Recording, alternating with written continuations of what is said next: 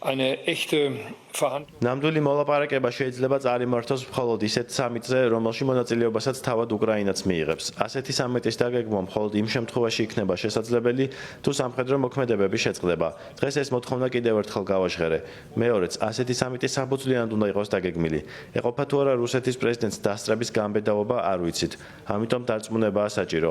მესამე საკითხი, რომელზეც მინდა ვისაუბრო და რომელიც დღეს არ განხილულა, ისაა, რომ უკრაინა არ უნდა იყოს იძულებული დათმოს რაიმე ტერიტორია. რუსეთის მოთხოვნა, რომ კიევმა დათმოს დონბასის თავისუფალი ნაწილები, შეგვიძლია შევადაროთ იმას, რომ თქვათ, ამერიკის შეერთებულმა შტატებმა დათმოს ფლორიდა. სუვერენულ სახელმწიფოს არ შეუძლია ასეთი გადაწყვეტილების უბრალოდ მიღება.